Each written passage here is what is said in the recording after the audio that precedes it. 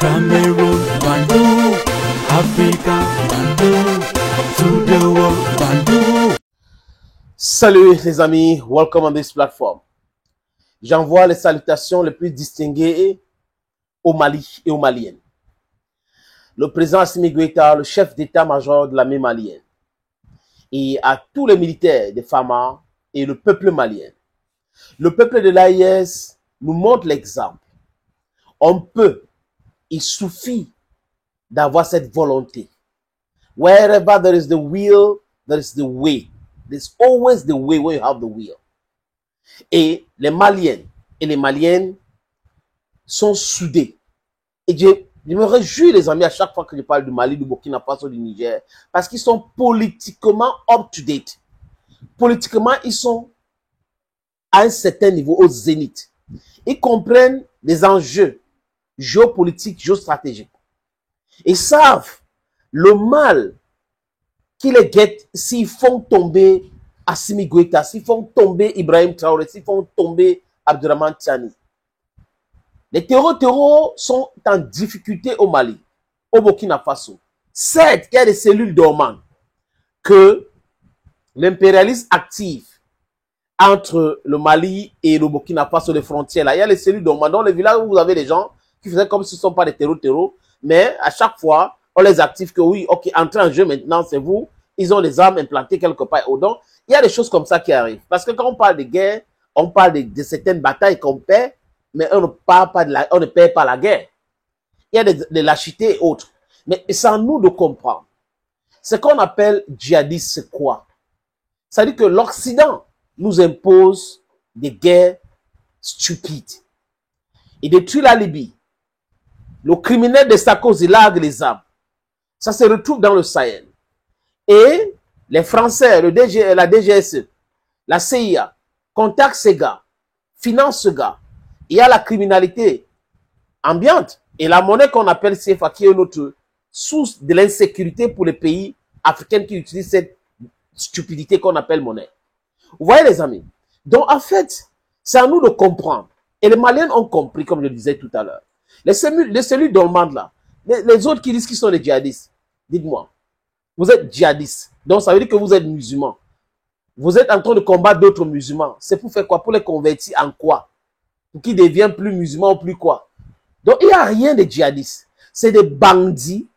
Par exemple, quand on vous parle de Azawad, Azawad c'est quoi? C'est des groupes de Maliens que la France manipule pour pouvoir continuer à piller l'or, les ressources naturelles maliennes, avec la complicité de certains pays africains. Vous avez pour l'instant 3 pays africains qui ont des élites nauséabondes, qui ont des élites corrompues jusqu'aux os, qui ont des élites qui travaillent en étroite collaboration avec l'impérialiste pour nous maintenir dans la souffrance. Parce que eux, ils pensent seulement à leurs intérêts. C'est des gens cupides. La cupidité, s'il y avait un nom, on mettait ça sur la tête des élites algériennes. S'il y avait un autre nom qu'on devait donner à la cupidité, on devait dire élite béninoise, surtout Patrice Talon. S'il y avait un nom plus que cupidité qu'on devait donner à quelqu'un, ça devait être Alassane Dramane Ouattara. Parce que le peuple du Bénin n'est pas dans cette non-sens de Patrice Talon. Le peuple de Côte d'Ivoire n'est pas dans le non-sens d'Alassane Dramane Ouattara. Le peuple algérien n'est pas dans le non-sens de ces élites corrompues algériennes. Donc il faut comprendre ce qui se passe. Ce sont les enjeux. Et la plupart de ces élites-là, qui font la promotion de l'impérialisme, sont allés à l'école en Occident, ont été formés là-bas. Certains militaires ont été formés là-bas. On les a formés pour créer des coups d'État si on les demande de le faire. Donc voilà les enfants d'Afrique, au lieu de travailler pour le bien-être des Africains, travaillent plutôt pour le bien-être des Occidentaux. Donc le terrorisme que vous voyez là est financé par la France et les Américains. Dans le jargon diplomatique, on parle de terrorisme d'État. Donc vous avez des gens qui ont les moyens de l'État, comme comment il s'appelle, Emmanuel Macron, qui utilisent les moyens de l'État français pour pouvoir terroriser d'autres peuples, pour l'insécurité, pour que ces peuples sachent que non, la France est toujours là, c'est la France qui contrôle tout, pour liquider, envoyer les ressources naturelles gratuitement à la France.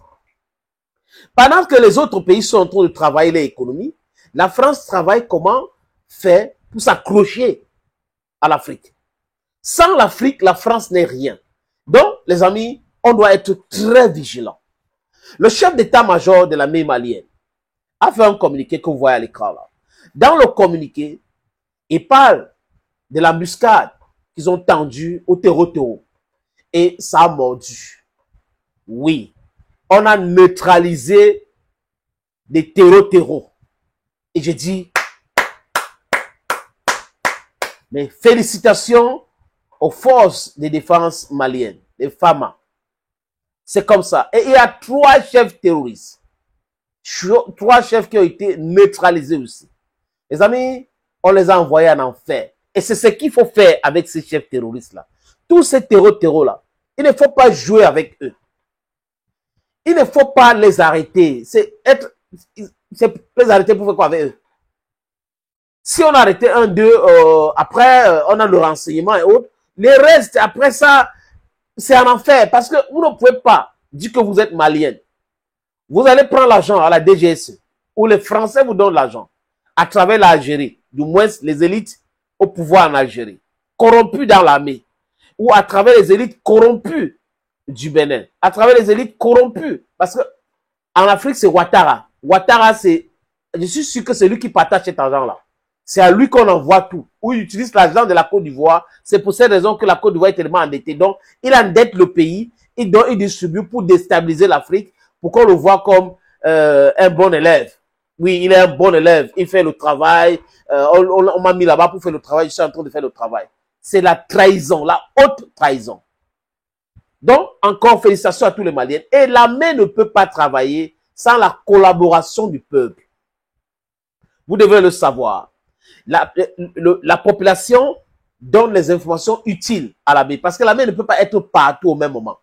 C'est pour cette raison que nous, on parle de l'éducation politique. Parce que quand le peuple est avec vous, le peuple est mobilisé pour la cause de la souveraineté, l'indépendance totale des différents pays, l'armée va faire son travail avec brio.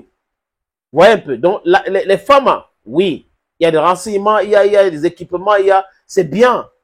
Mais le peuple est le socle. Le peuple détient le pouvoir. Le peuple a le dernier mot. Et c'est le peuple malien qui est en train de tout faire pour que cela réussisse. Nous devons réussir. We should do everything in our possible power to succeed. Because if we don't succeed, we'll be enslaved by these people. Our success depends on us. We should fight the battles and fight it right now. Thank you, friends, for watching. Thank you again. And bye-bye for now. Cameroon,